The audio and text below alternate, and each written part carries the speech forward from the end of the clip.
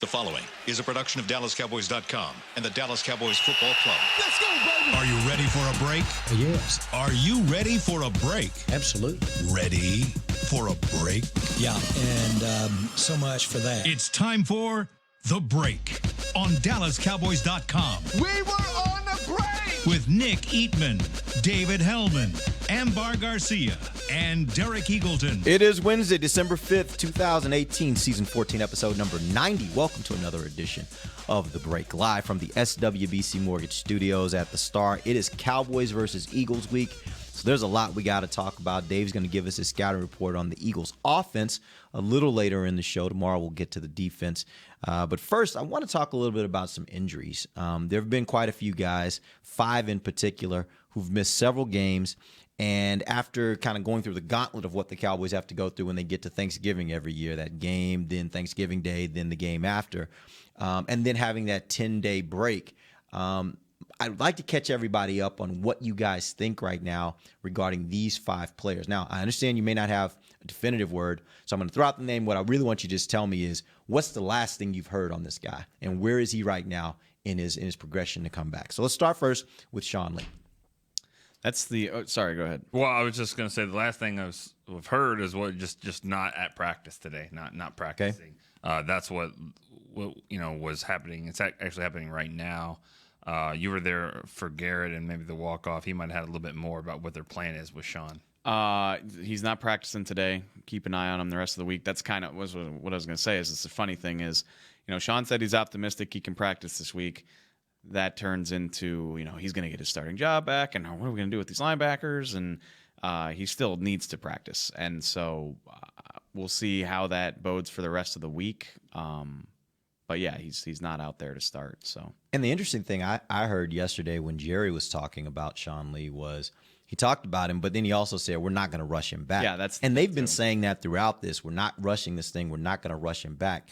So my assumption has always been, until he gets to a point where he's practicing fully, and I mean fully for a week, I would be kind of shocked if I see him play. Yeah. I don't think this is one of those situations where guy gets to Thursday or Friday and maybe can go through walkthroughs, so you run him out there on Sunday. I think they're going to be very, very cautious with this because they don't have a need to force him back, right? Yep. I would agree with that completely. Yeah, and so, but that's good. That sounds good for them. Sean Lee's probably wanting to come back and play. Yeah, but he doesn't make the decision. No, he doesn't. But it's great. I mean, Witten made a decision for 15 years. Witten is different. We know that. Witten has done things that I don't know. Probably the closest thing to that. But I don't think Sean's going to be out on the field saying, "Leighton, go back." Yeah, like they send him in, and he's like, "No, I'm not ready to come off the field. You go back."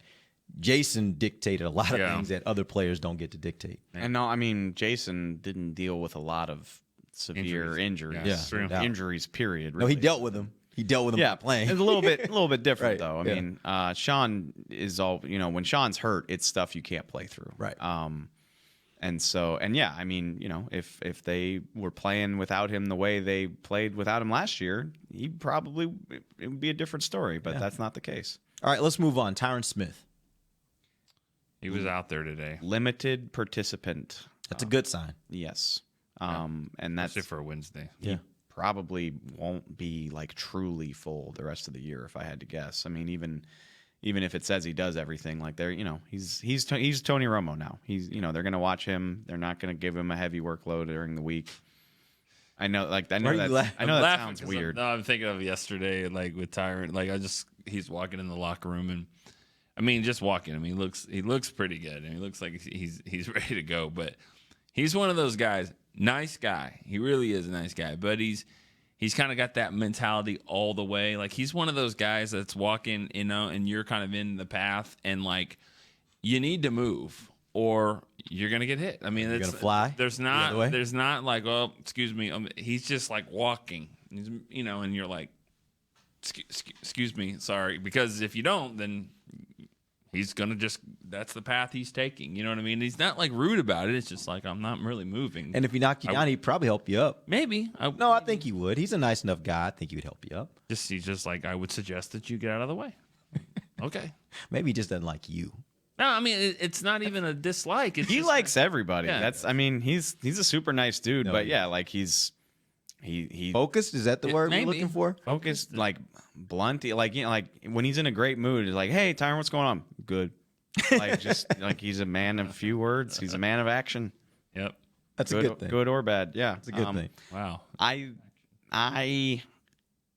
I think it's Wednesday. I don't have to assign playing time, but But you can give me an opinion. this is why I think this is why he didn't play against the Saints. I think they're gearing him up for this, and I would be pretty surprised if he doesn't play in this game. Me too. Awesome. Jeff Swaim. I would be surprised if he plays. He I mean, I understand you can take like wraps and stuff off your hand, but it's not a full-fledged like cast that like the whole team has signed, but like it's like Pretty cast. hefty, yeah. It's a cast. I mean, And he's not a defensive player. He is an offensive guy Yeah. who has to catch it passes. just doesn't look like he's playing in 3 days. We saw him in the locker room. I mean, just No, I can't imagine that. All right. Tavon Austin, the dancing man.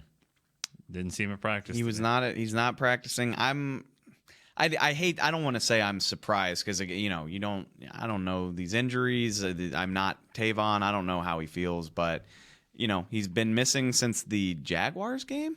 Yeah, he got hurt, and He's been out since mid-October. So you're talking like 6 weeks at this point. You had the extra week for him to not be practicing at all.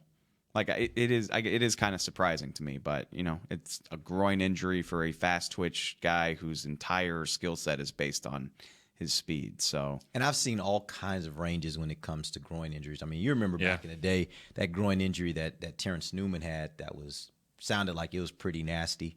Didn't Mo have one at one point that ended up in surgery or something? Well, I mean, memory serves on Terrence Newman. I mean, that was more than that, wasn't it? Right, but I'm saying it. So from what I understood, and again, I'm not a doctor, but I don't think, but it started as a groin injury and somehow ended Right. up in an abdomen. Yeah. that's Like, somebody told me within the last week that Tavon's thing was so severe that he felt it up in his oblique, and I just wanted to curl into a ball. Like, oh my God. Like, that sounds so painful. And then it reminded me when he got hurt in that game, he literally like kind of crawled off the field and was just on the sideline, like in a heap. Eyes Like, watering, I'm like, like- I can imagine why you felt that way. Like, that sounds So terrible. I guess my point is, like, groin injury, when you hear groin, don't just assume it's Yeah. just your average everyday. Yeah, this ain't like- I got a little pain down here. This It could ain't be like a lot of things. my thigh Right. hurts, like it's a little more. So it's hard to unless you know the medical prognosis. It's hard to really know. Yeah. But so he's still not practicing. It's never good if you're not practicing on Wednesday. Just hope he so. didn't re-injure it. It's- That's what You're just all on this dancing thing. Like, I'm just telling you. It doesn't look like he's that hurt. It was just he doesn't. breakdancing? I mean, what Yes. was he doing? he's dancing. He shakes it down. He's getting like, down out Takes there. it down. Yes, he's like Dave at training camp. That's literally. I mean, That's a good point. that's a Dave could pull a groin. way better. for what he does at way training camp. better than me, but same basic Same gist. idea. Yeah. All right. Okay. David Irving. No. Who? No. Who are you? I know. I don't see it anymore. That's You don't think this year he's going to be back? Even if they get in the playoffs, you don't like- think he's back by then? at this point we can. Witten has a better chance of playing than. Wow. I'm just Start that rumor. No, That rumor's I didn't already start it. been started. Yeah, that's true. Thanks to some people I out don't there somewhere. I don't know. It's clear. I mean, fans are not stupid. Like you follow the team, you can tell the difference between like I sprained my ankle, but I'm at practice every day. I'm working out on the side. Like there's pictures of me. I haven't seen David Irving since the Tennessee game, I don't think, and therefore I know the fans haven't seen him. And like it's different. There's something It's almost up- like he's on IR. Like, you know, how There's- with Terrence Williams, like, I don't expect to see him, so I don't see him. suspended. Yeah, But I kind of wonder if it feels. I mean, does it feel like that to you guys? Like But almost this- like he's on IR and No, just but kind of. this isn't really a surprise. Like when he was kind of missing time, and you kind of thought he might come back for a little bit, and then it wouldn't surprise me if he got hurt somehow and then didn't play. I mean, because the difference is the checks are still coming in now. It just doesn't surprise me at all that this is going on, and I think this is. I don't know why the Cowboys haven't done more than this. Like maybe either release him. But as a vested vet, I mean, as a veteran, if he is Yeah, he. here for week one, then Yeah. his contract's guaranteed, right? Well, he wasn't here for week 1, technically. I don't know how that works, but he wasn't here. Well, as a restricted, I don't even know. He was a restricted free agent. I'm not really sure. But at this point, you're only talking about like. Yeah, so you're not saving any money is the point. No, you're not saving any money, but you just get a roster spot. You get a guy that can practice for you, and and if he signs with another team, so be it. I mean, are all the problems going to go away that he's dealing with and all that stuff? I mean, I don't know. I don't know if he's going to do that. And, maybe he'll sign with another team and get a chance to make a playoff run. It's one of the hottest teams in the league right now. Yeah. On one of the hottest units in the league. Yeah. I want to speak clearly because, I mean, as far as I'm aware, Rico Gathers has not been a problem for the Cowboys since, this year while he's been on the team. Problem, just like a hard guy to deal with. Like, as far as I know, he's been a model citizen, but it reminds me of the Rico situation where it's like, maybe you could do something with his roster spot, but like the fear of letting him be somebody else's talented player is what keeps him around, basically. Or the chance that he comes back and just kind of actually can give you something significant. Like, they've seen him come in and be able, with relatively little work, be able to make a difference. And they may be thinking, maybe he gets it together and actually shows up ready to do something. And we're week 17 heading into the playoffs. That's valuable, right? And Antoine Woods is playing great. Daniel Ross and Karan Reed have given you something. Malik Collins and Tyrone Crawford. So, like, you're not just dying at that position to where you need to do something else. But that they have to be frustrated. And I don't know the ins and outs, but it's weird because, I'm sure it's a painful injury, but it's a routine injury in the sense that, like, the guy shouldn't just be off the radar, like. He is rehabbed, yeah. And just to be clear, he's off the radar for us. There is a possibility that he could be working out with the trainers in the evening and nights when we aren't there and around and don't have access to that area of the building. Who knows? But I just want to make aware that there is a possibility that he's still doing those things, just not doing them when the media or when we're around. Yeah. It's possible. It's possible, but it's a fishy situation. Just when you've been around a football team and covered the way injuries are handled, this is an outlier. Like, it's not usually like this. So, all right, we're going to take our first break. When we come back from our break, we're going to jump into the Philadelphia Eagle offense. Dave's going to give us his preview, and we'll keep going with the show. Appreciate you guys joining us. We'll be right back. This is DallasCowboys.com radio. If you're like me and you love... if you have a thing, then cutting the cord is scary. But then I found out I could switch to DirecTV Now and still get the live sports I love. No satellite needed, no bulky hardware, no annual contract, just...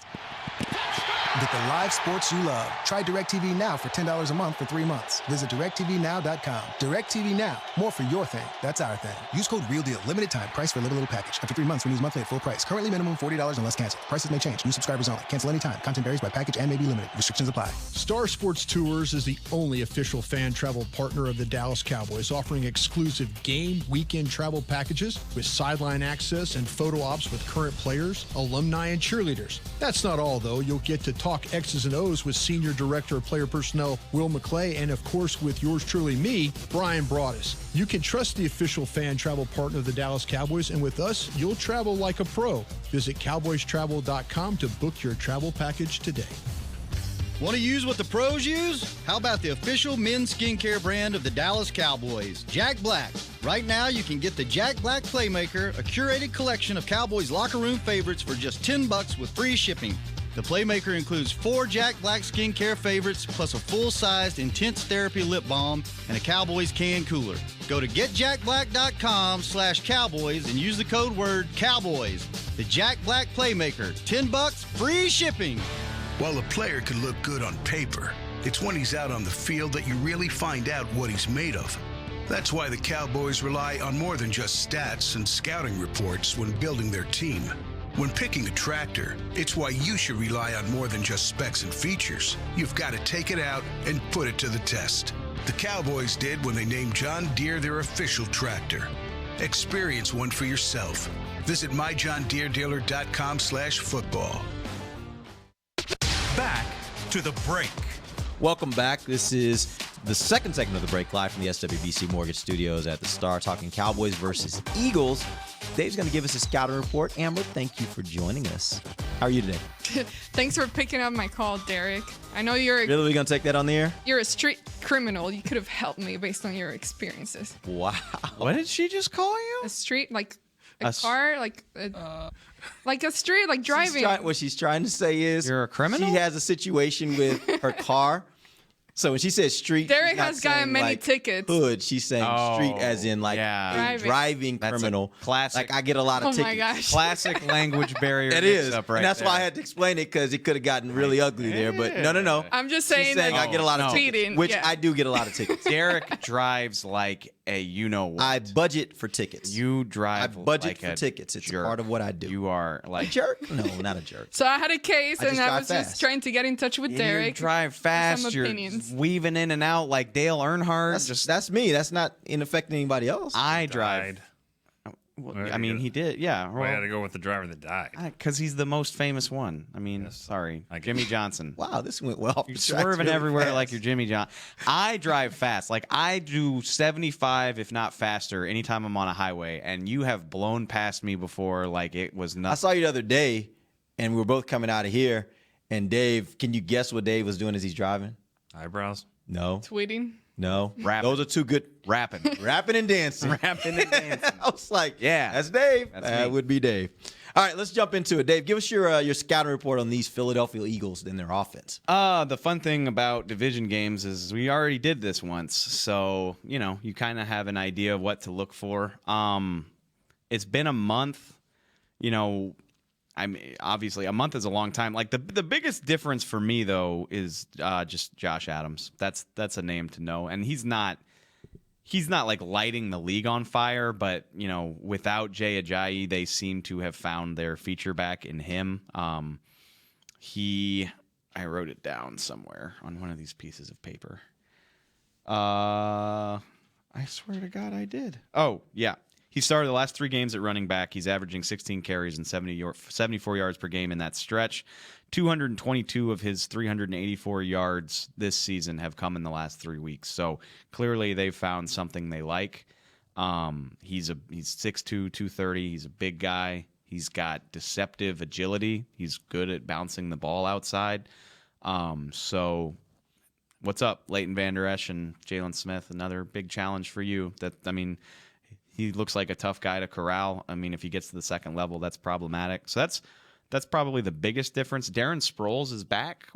Shockingly, though, he did not catch a pass in this Washington game. He had 4. Were they using him in the same role, third downs primarily? Yeah, well, they were. I mean, they still do a committee. Corey Clement still gets a decent amount of carries and receptions, and then they can bring Sproles in. So yeah, I mean, they use running backs in that third down role. It wasn't Sproles here. He had 4 carries for 22 yards. I have to imagine they're going to try to use him as a receiver, though. That's what he's so good at. Clement's got 18 catches on the year. 25. And Wendell Smallwood is another guy who they use a lot as a receiver. So you can use Sproles in that role if you want to. That's what I would imagine they would do, which is why it's surprising that they didn't against Washington. Zach Ertz. I mean, if you watched the last game, I don't need to say anything. I didn't realize this. Nick and I talked about it this morning. He's, barring an injury, he's going to break Jason Witten's record for receptions by a tight end. Did you hear the really cool story they said during the game the other night, during the Monday night game? I was at the Christmas party not paying attention to the game, so no. I was running a little bit late because of somebody I was with. But beside the point, they were talking about the fact that it was Jason Witten's last game, and Zach Ertz had told him multiple times over the years, man, you were the guy I looked up to. Thank you for being the role model for me. Like, you were the guy I really wanted to be like. And they got to the final game, and it was the game last year at Philly. And Jason says he had never taken part in jersey swap. That day, he decided to let Zach Ertz have his jersey. So Zach Ertz not only got his final game, but the only game that he ever did a jersey swap.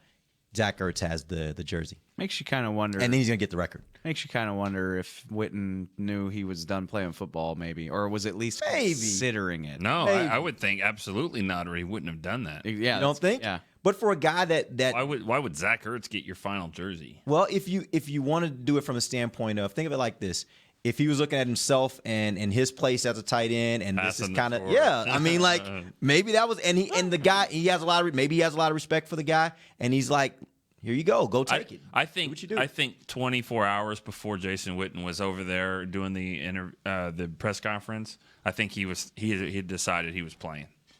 And then he decided he's not playing. Oh, I agree with that. So I don't think on that last game of the year. You're right. I don't want to misspeak. Maybe he did in his mind. I don't think he had made up his mind that he was done playing football, but it was at least in his mind that it might be his last. Because otherwise, he doesn't even do the tryout for Monday Night Football if it wasn't even something that he was considering at that point. What a game to go out on, though. 6-0. Shut out starters. Shut out the champs right there. There you go. Great game. Ertz is unreal though. 93. He's at 93, so he needs 17. He caught 14 against the Cowboys games. last 17 and 4. I mean, he's catching something like 9 balls per game. I mean, like I said, he is their offense. He is, and no doubt about it. I think all due respect to Travis Kelce in Kansas City, I think he's the best all-around tight end in football right now. He's not like this mauler blocker, but he's good enough. He's basically like Witten. Yeah, well, he's way more athletic. He's a pass catcher. I wasn't covering the team in Witten's hay, but I think he's more athletic than Witten ever was. Witten was never that athletic. He can play. He's basically a big wide receiver who can block adequately. Yeah. Does he wham the nose? I don't know if he can wham the nose as well as Witt.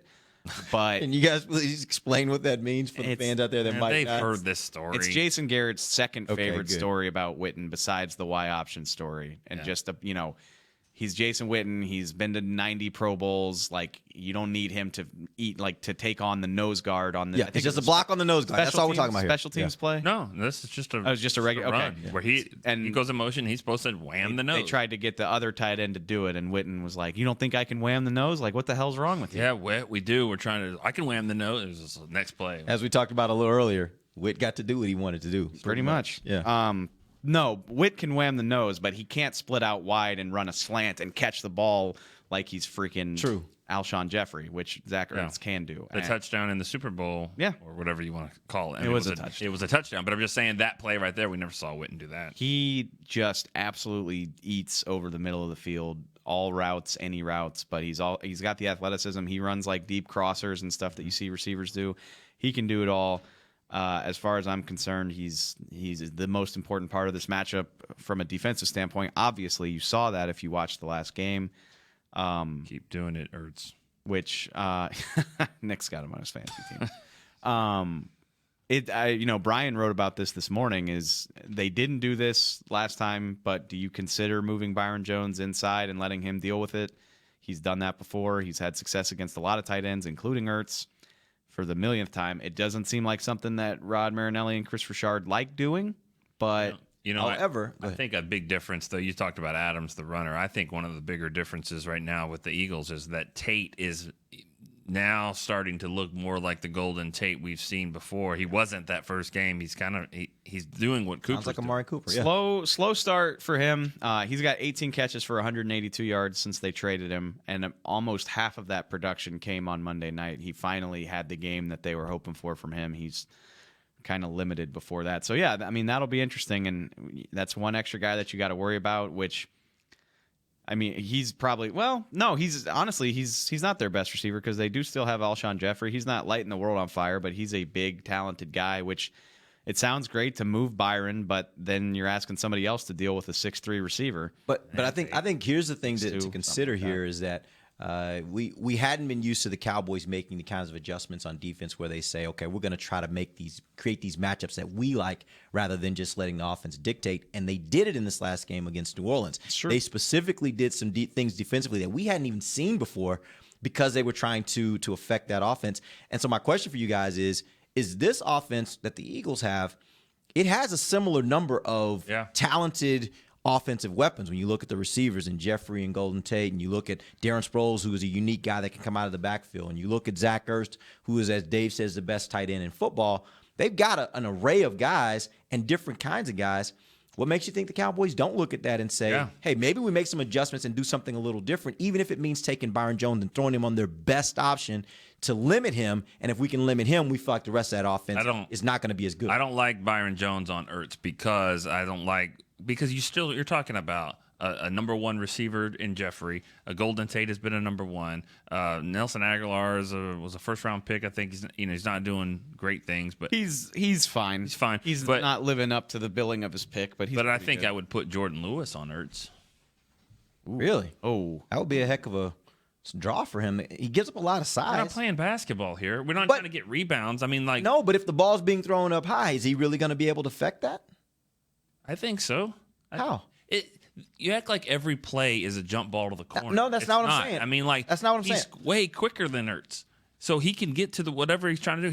He's not going to just outmove him with his hips. He's going to be right there. Now, if the ball is up in the air, yeah, that's fine. But he's not Rico that's going to just ass his way back in and no. But I think the reason why Byron Jones could play tight ends is because Byron Jones has extremely long arms. I get it. So he might not be as tall, but he has really long arms and he can jump. He can jump. Right. So I get it. I don't think it's the same if thing this guy's just as quick and he can stay with Kamara, then he's gonna any kind of double move that Ertz is gonna do, he's gonna be right there. Now he's gonna have to go up and get it. I just think it'd be a good matchup. If not every pass is up in the air. If the Eagles see Jordan Lewis on Ertz, I'm throwing it high. Don't they? You're like every time. Right, I'm throwing it high. Jump balls for the rest of the night. I'll take my chances. He's not the most accurate quarterback ever. I guess I just look at it as we just finished talking about the volume that they try to feed Ertz.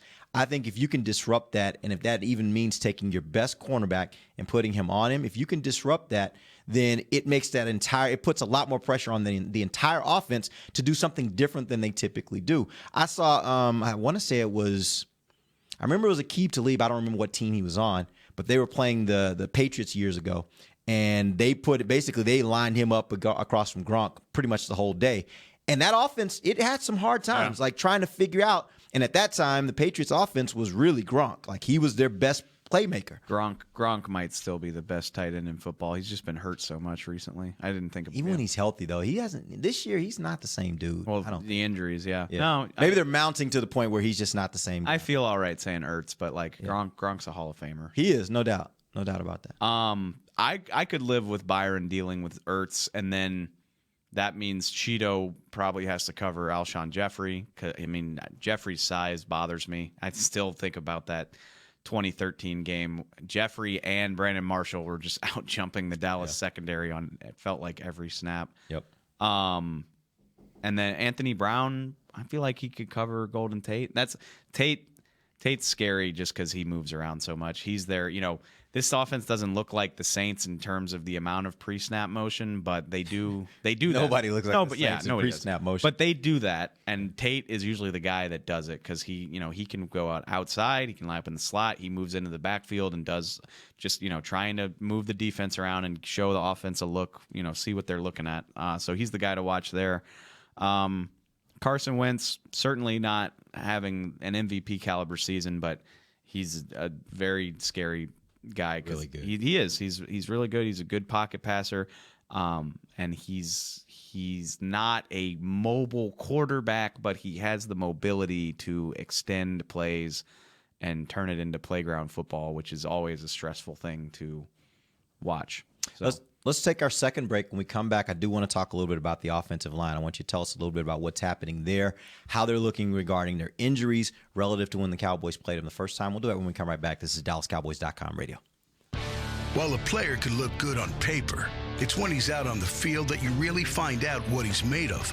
That's why the Cowboys rely on more than just stats and scouting reports when building their team. When picking a tractor, it's why you should rely on more than just specs and features. You've got to take it out and put it to the test. The Cowboys did when they named John Deere their official tractor. Experience one for yourself. Visit myjohndeeredealer.com/football. It's time for Tailgate with the OtterBox boys. OtterBox, the makers of those crazy protective phone cases? The one and only. They're also wild about protecting parking lot parties from sad drinks. It's why they made elevation tumblers. Rumor around the crock pot is they're made from stainless steel with a copper lining to keep temps hot or cold. True, they even come in 7 different sizes, up to 64 ounce, the growler. I like how OtterBox drinks. Thinks. And that's been Tailgating with the OtterBox boys. Check out all the colors and sizes of their elevation tumblers at otterbox.com. Want to use what the pros use? How about the official men's skincare brand of the Dallas Cowboys, Jack Black? Right now, you can get the Jack Black Playmaker, a curated collection of Cowboys locker room favorites for just $10 with free shipping. The Playmaker includes 4 Jack Black skincare favorites, plus a full-sized Intense Therapy lip balm and a Cowboys can cooler. Go to getjackblack.com/Cowboys and use the code word Cowboys. The Jack Black Playmaker, $10, free shipping. Star Sports Tours is the only official fan travel partner of the Dallas Cowboys, offering exclusive game weekend travel packages with sideline access and photo ops with current players, alumni, and cheerleaders. That's not all, though. You'll get to talk X's and O's with Senior Director of Player Personnel Will McClay, and of course with yours truly, me, Brian Broaddus. You can trust the official fan travel partner of the Dallas Cowboys, and with us, you'll travel like a pro. Visit cowboystravel.com to book your travel package today. A man's Stetson doesn't just protect him from life's elements. It projects an unstoppable and legendary spirit, just like the men wearing silver and navy on the field every Sunday. Since 1865, Stetson hats are American-made with pride right here in Texas. They are still the official crown of all self-respecting Cowboys. And Stetson is proud to be on the field with America's team. Find Stetson hats in the Pro Shop or at Stetson.com today. Back to the break. Welcome back. Final segment of the break, live from the SWBC Mortgage Studios at the Star, talking Cowboys versus Eagles. Dave's giving us a scouting report on the offense. Before we get back to that, though, Nick, tell us about Tommy John. Why this always creeps up on me? Tommy John, you know, one thing about it is that not only can you get Tommy John with like the Cowboy logo and stuff on there, but I think they've kind of like, you know, created some more color options there. Have you seen like some of the ads and stuff? You got some festive red and blue and wow, those, gray. Have you seen all that? You can. I've not seen all that. Multiple colors there for your draws, red ain't my undies, thing, but hey. For your britches, for whatever you want to call them.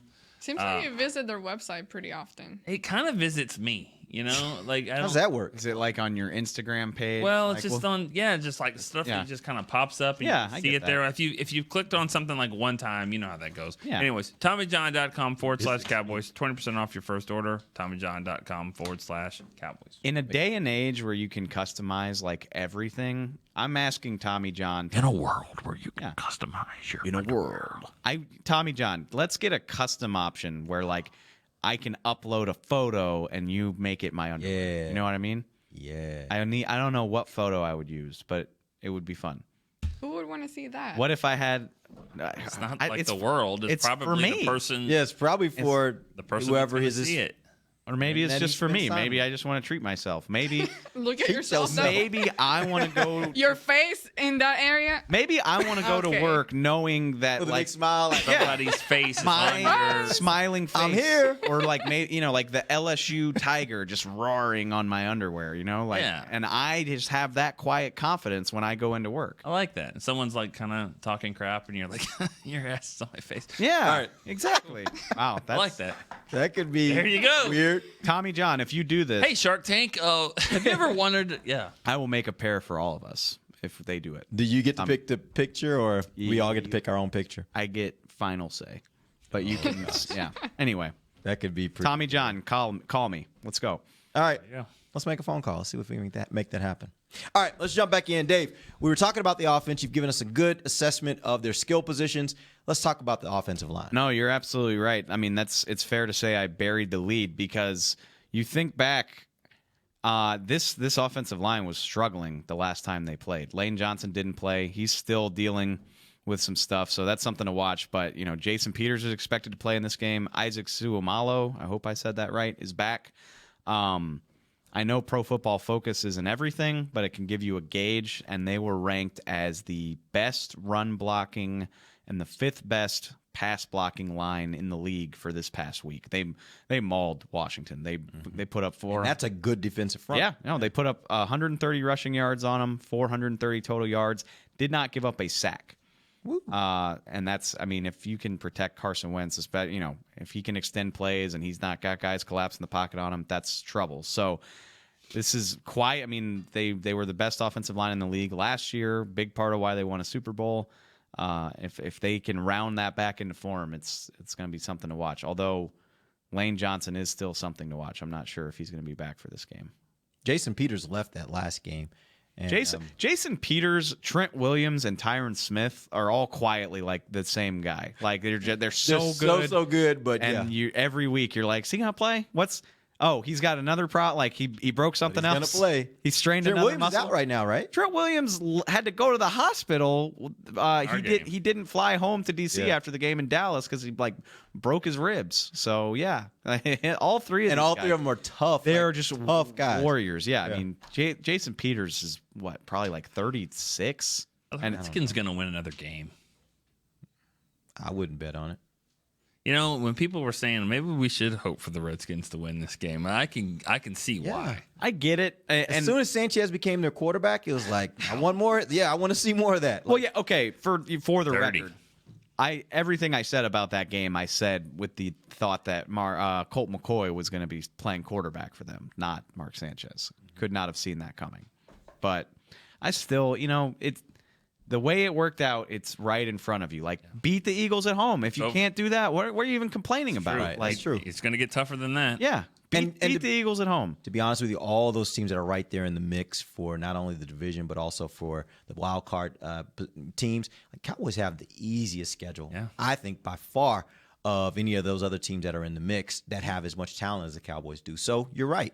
If you can't win and if you can't do what you need to do to get in the playoffs at this point, that's on you. If you're, in college basketball, maybe you build up a lead in the standings and hang on, and you're like, well, we've lost 3 in a row, but we're still 2 and 4. It doesn't work that way in the NFL. Yeah. You don't coast into the playoffs by not winning games. That doesn't happen. So just go beat the Eagles at home. Yeah, and there'd be nothing better than not only putting yourself in, but putting them out. Right? Yeah. That's always the best. It's insane, the swing. It's a 98.5% chance you make the playoffs if you win this game, and it drops to 62% if you don't win this game. You probably won't win the tiebreaker against the Eagles if they lose to the Eagles and then they ended up being tied. The Eagles are going to have an advantage on you because that would make them 4-1 in the division, and you're 3-2, and they got to still just play the Redskins. And you got to play the Giants just to tie them. So it's not likely. They would have to lose the Redskins. You'd have to beat the Giants. Yeah, it's not likely that you're going to win a tiebreaker on the Eagles. If they're good enough to come down here and beat the Cowboys, then you can't. They're good enough to beat at least one of the Rams and the Texans, too. I agree with that. So, and that's what I was saying. If they beat the Cowboys, to me, they're officially on a roll. And we saw when they were on a roll last year, they beat a lot of good teams down going into the playoffs and in the playoffs. So it's this game will tell me a lot about one of these two teams. Yeah, one of these two teams I think will be poised to be able to do something in the playoffs. It's you don't need to be. I mean, it's better if you are, but you don't need to be a good team until December. If you can just hang around the conversation till the last 5 games. We've seen those teams a lot of times. Yeah. You don't want to peak too early though. No, you don't. The Cowboys have done that because all those years that Romo was good, he didn't hardly lose in November, but it would get to December, and then it was yeah, but not Romo. Well, Romo kind of he put that narrative to bed. I can't say he put it to bed, but he had a really great December in 2014, and then the 2016 team, obviously, they just rolled over everybody. Yeah, except do you think the that Giants. When you say that, were you thinking about the New Orleans game and thinking that maybe that was their peak moment? No, that maybe somehow you fall off from that. I'm just saying, you're talking about the Eagles are officially on a roll. Who cares? Because the Saints were on a 10-game streak, and then if the Eagles were to beat the Cowboys, then the Cowboys are on a roll too. So I'm you can get beat every week, even if you're hot right now. The league is set up to the point where you kind of start feeling good again, and then you drop off. So Eagles are going to lose again, maybe a couple times, maybe. I don't like him at all. Okay. At all. I'm just sitting here. I'm really? Yes. Okay. I don't hate much, but I hate them. I'm gonna start calling you Famber. It doesn't really work. If it was an N instead, never mind. Yeah, I want them to lose really bad. Well, and I hope everyone listening is yeah, good. Me too. I mean, you're speaking their language. Yeah, because no, absolutely. There's, everyone hates them. Yeah, I think that's fair. Educate me on this. All right. I'm not a lifelong Cowboys fan. I'm still relatively new to this whole thing, but I am under the impression that the Cowboys' quote unquote biggest rival kind of changes with who's the best. So, I mean, like the Eagles just won a Super Bowl. They've been good more often than not for most of the time that I've been here, whereas the Giants have been pretty trash other than one season where they were the wild card. But when the Giants were winning Super Bowl, weren't they the Cowboys' biggest rivals? Winning Super Bowls, excuse me. And it's been a long time, but when the Redskins were really good in the 80s and the early 90s, and wasn't that people talk about Cowboys Redskins like this is one of the most important rivalries in football, and I'm like, really? Because it seems like it lacks juice to me. So my point, and then for every person that says that, though, there's somebody that's like, no, it's always the Eagles. Think of it like this It's always the Think Eagles. of it like this for the Packers. The Packers and the Vikings probably have a good rivalry going on too, and that's kind of like the Cowboys and Eagles, or maybe Cowboys and Giants. But when both teams are good, Packers and Bears take you way, way back. Yeah, and that's what I think the Cowboys Redskins is. Whenever they're good, then you bring back like this is the real rivalry. But these other teams have come in. There's just more disrespect with the Eagles, both there and I mean, it's the most venomous of the three. Mm-hmm. And it started with Philly. It Like, started that's the people. That's the people in Philly. That's the people in Philly. There's no respect in this rivalry. Right. No. I feel like there's at least some respect in the Giants and Redskins rivalry. That's why I don't like the Eagles. Yeah. Their fan base. It's just them, and then the Raiders. I don't like the Raiders either. But those are I the love the two. Raiders. No, I love. I mean, they're terrible right now. scare me. That's why I love them. The black Intimidating. hole and the Raiders are great, and But the best uniforms in the NFL for my money. The interesting thing about it, though, is that I don't think anybody is as big, and this I hope this sounds the right way, but nobody is as big a rival. Everybody perceives the Cowboy as a bigger rival than the Cowboys perceive them. What I mean by that is this week in Philadelphia, all over the city, what they're saying is Cowboys week, Cowboys week, Cowboys week. Like they go crazy getting ready for the Cowboys game, and fans get into a fury over Cowboys games. And I think it's the same thing in New York. I think it's the same thing with the Redskins. There is this hatred for the Cowboys that I don't know if it's the same level of hatred. Now, don't get me wrong, Cowboys fans will hate these teams, but I don't think it's as venomous as you guys are saying with any of those teams. I don't think there is just like this such a despise. And I think it's probably because for so long, and I'm talking about back in the 70s, 90s, the Cowboys were so good that I think the fans in those cities just absolutely hated them. And I think that's what created that level of venom. And the Cowboys are always kind of sitting on the perch, kind of like in those years at least, sitting on the perch kind of like, yeah, you hate us, but whatever. It's kind of like Houston too. Houston fans hate the Cowboys. Cowboys could care less about Houston. Think about it like this. There's 32 teams that live in this country. I mean, the 32 teams. And yet one of them has this nickname. Yeah. So it's like, wait a second. We're here too. I mean, like. Kind of. No, there are literally. No one likes that. And America's team. When the Cowboys roll up on your schedule, it doesn't matter if you're in the AFC West. Like, when we went to Denver last year, I remember being taken aback. Like, why do y'all care so much? Why do y'all hate this team so we much? play y'all like once every 4 years. Like the signs on the highway leading to the stadium were like, "Beat the Cowboys, they suck." Just like I was like, where is this coming from? Why do y'all care? Like, there is just this hatred. It really is. I read something the other day from a Colts. It was a Indianapolis paper, I guess, Indianapolis Star, and they were talking about Darius Leonard is not going to win Rookie of the Year because he doesn't wear a star in his helmet. That's basically what they said. He doesn't wear a star in his helmet, and he's not going to be able to compete with Leighton Vander Esch. Which, when you look at the rankings right now, I saw something on ESPN, and Vander Esch is the fourth best rookie for Rookie of the Year voting, which means... I think there is something to be said for that. Like the visibility of the Cowboys plays a role in that, and that's why when they're good, they send so many people to the Pro Bowl, and it certainly will help Leighton Vander Esch, but I don't think that's completely true because a dude that plays for the most unseen team in the NFL is probably going to win Defensive Rookie of the Year, and that's Derwin James. Like, they get outsold in their home stadium every. You think part of that's because the Cowboys are kind of looking at him, and so fans kind of knew about him because of the Cowboys? You're not. I'm just asking. The Chargers any respect. No, I'm just asking. I think that's because he's balling the hell out. He is balling as a rookie. No doubt about it. I'm just saying though. I do think there is something to that. Maybe not that instance. That's a little bit. That's over. a little That's a little over. extreme. But I'm just saying though, I do think there is something to. I saw a clip. Somebody sent me a clip just yesterday, and it was a national media person talking about the Cowboys and just saying like, think about it from this perspective. If at the end of this season, Belichick and Brady both said we're done, we're out.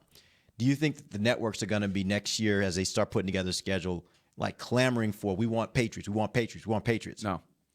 And then think about the Cowboys when they were 5-11. Think about the Cowboys when they had relatively unknown players on their team throughout a good part of the 2000s.